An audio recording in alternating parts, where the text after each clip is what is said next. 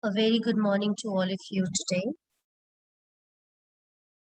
Here, this time, we are going to start with a very interesting chapter, and that is also the chapter whose heading has been taken as the title of the book. And yes, all are right.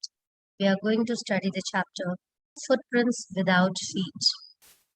Now, before we start with this chapter, a very normal question to all of you. Have you ever observed, I won't say seen, because invisible things cannot be seen. So I would like to ask, have you ever observed an invisible thing or an invisible man? No, right? I guess yes. At this particular time, we not have experience. But yes, we all know that our scientists are working hard enough to find out a way to make the human being invisible. So this is a chapter about a scientist named Griffin who invented a drug which can make human beings invisible. But the second question arises that are discoveries being discovered or invented to harm the human community, or they are being discovered to make the life easy? Well, you will get the answer of these questions by the end of the chapter. Let's start. Two boys started in surprise at the fresh muddy imprints of a pair of bare feet. What was a barefooted man doing on the steps of a house in the middle of London? And where was the man? As they gazed, a remarkable sight met their eyes. A fresh footmark appeared from nowhere. Further, footprints followed, one after another, descending the steps and progressing down the street. The boys followed, fascinated, until the muddy impressions became fainter and fainter, and at last disappeared altogether. So the chapter starts with a scenario, with a scene where two boys suddenly observed that a footprint of a bare foot appeared on the footsteps of a house from nowhere. So nowhere here means the man was not available, but footprints were appearing one after the other on the descending footsteps. The children, the boys, they followed the footsteps and they observed that the footsteps got fainter and fainter, and after some time it disappeared. Now you might be wondering that what it is actually. The explanation of the mystery was really simple enough. The bewildered boys had been following a scientist who had just discovered how to make human body transparent, right? So here, the boys were trying to follow a scientist who has actually found a way to make human body invisible, right? So here we have a beautiful word that is bewildered. Bewildered means confused, okay? When you don't know exactly what is happening. Griffin, the scientist, had carried out experiments after experiment to prove that the human body could become invisible. Finally, he swallowed certain rare drugs, and his body became as transparent as a sheet of glass, though it also remained as solid as glass. So because Griffin, the scientist, was working on this experiment for so long, and finally he discovered few of the drugs that he swallowed himself, and his body became transparent. But the mass of the body was still there, only it was transparent like a sheet of glass. Brilliant scientist, though he was, Griffin was rather a lawless person. So we all will come to know later that Griffin was really a brilliant scientist because he has discovered something which everybody was working upon. But he was a lawless person. Lawless means a person who is not following the law. How? Why we are calling him a lawless person? Here we go. His landlord disliked him and tried to eject him. In revenge, Griffin set fire to the house. Now, this is illegal. and he just set the house on fire because he was disliked by the landlord. To get away without being seen, he had to remove his clothes. Now, because just now we have got to know that body mass is still there. So to be completely invisible, he has to remove all his clothes and become naked. But it was extreme winter season in London. So it was not easy for a man without clothes to survive until he happened to step in some mud. So he was walking barefooted without clothes and he stepped into the mud, and thus the footprints were marked, which the boys discovered. He escaped easily enough from the boys who followed his footprints in London. But his adventure was by no means over. So now the adventure was still to come. It was not over yet. He had chosen a bad time of the year to wander about London without clothes because it was extremely winter season. The air was bitterly cold and he could not do without clothes. So instead of walking about the street, he decided to slip into a big London store for warmth. So slip here means he decided to secretly move inside the London store so that he can keep his body warm and cozy. Closing time arrived, and as soon as the doors were shut, Griffin was able to give himself the pressure of clothing and feeding himself without regard of expense. So because he was invisible and moreover, this time the shop was closed.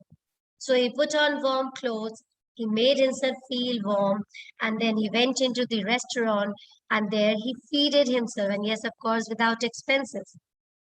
He broke open the boxes and wrappers and fitted himself out with warm clothes, with shoes and overcoat and a wide brimmed hat. Brim means that overbrown hat.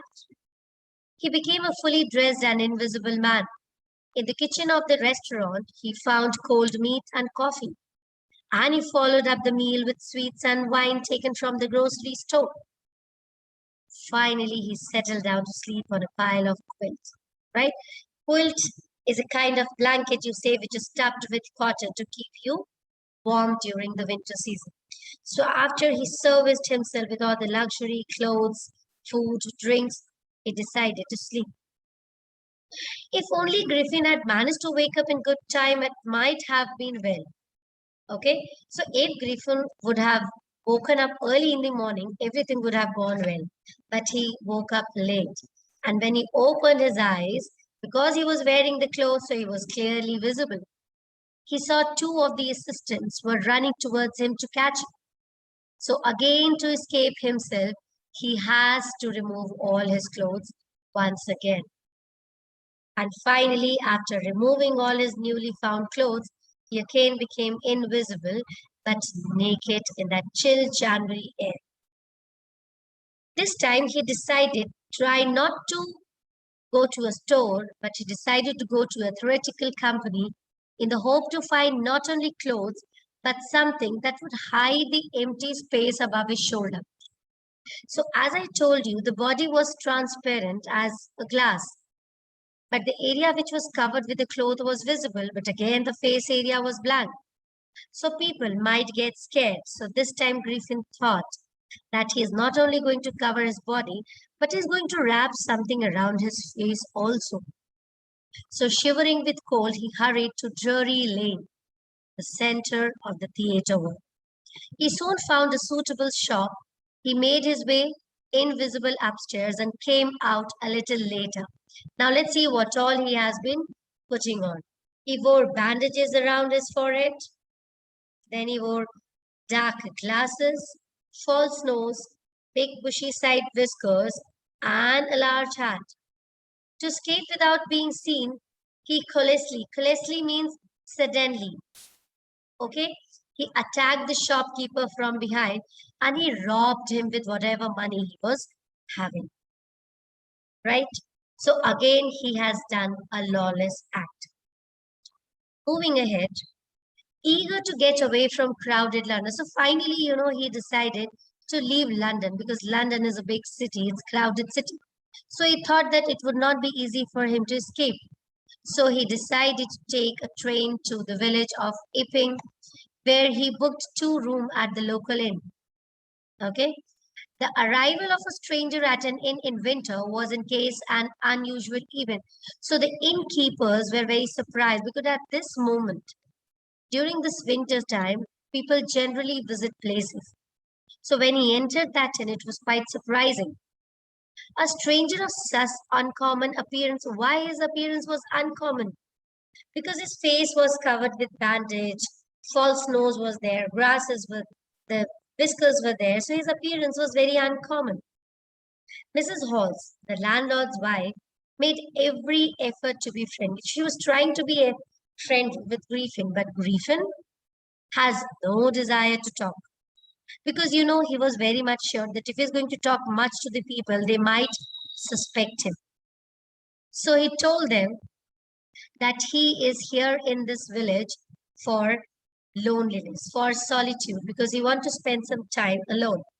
And moreover, he has covered his face with a bandage because he has met with an accident. So he has made an excuse. Fine. That satisfied that her guest wasn't. So finally, the landlord agreed that he was an eccentric scientist. Eccentric means someone who is not normal, hysteric, right? So he was an eccentric scientist. Mrs. Halls was prepared to excuse the stranger's habit. Now, she was not against or she was not annoyed with the scientist's behavior. Why? Because she was paid in advance and her aim was to earn money, right? But the money which Griffin robbed from the shopkeeper, that did not last long, and finally the money was over. So Griffin admitted it to Mrs. Halls that his money is over, he has no ready cash, but he gave a false statement, what? That he is expecting a check to arrive any moment, so that the lady could allow him to stay in the inn for further more time. Shortly afterwards, a curious episode happened. But now something different, something very curious happened. What was that? Very early in the morning, a clergyman and his wife were awakened by noise in the study. So yes, can you guess what all is happening? And yes, here you are. Again, Griffin is robbed. Griffin is stealing money from clergyman's house. Okay?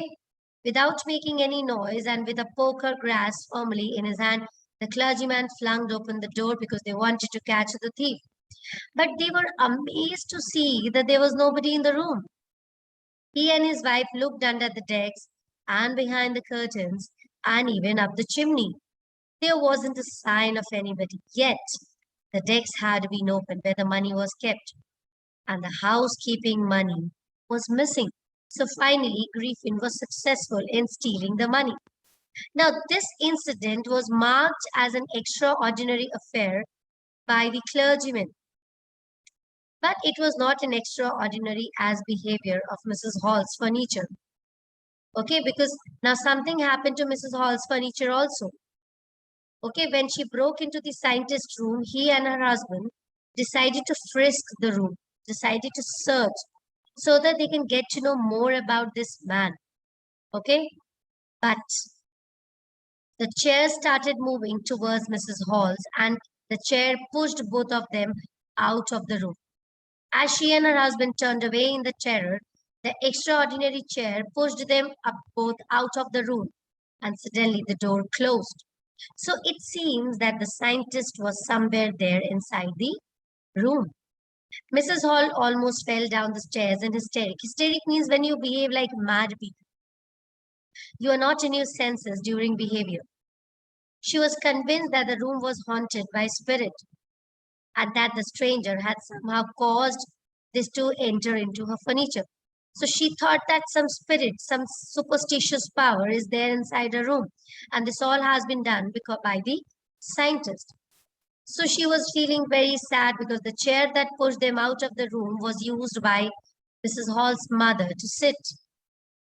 The feeling among the neighbor was that the trouble was caused by witchcraft. Now the neighbors were feeling very superstitious. They thought that whatever was happening in the room was done by the witchcraft. When news of the burglary at the clergyman spread everywhere, then they finally got to believe that something is happening because of the scientist. And finally, the village constable was secretly called, sent for means was sent a message to come. So instead of waiting for the constable, Mrs. Halls went into the scientist, who had someone mysteriously appeared from his empty room. So he asked him that, how could you come out of an empty room? I want to know what you have been doing to my chair upstairs. So she started countering the scientist because she was very shocked, but with together of it, she was annoyed with what all was happening in the. So we'll continue with the further chapter in the next video. Thank you all.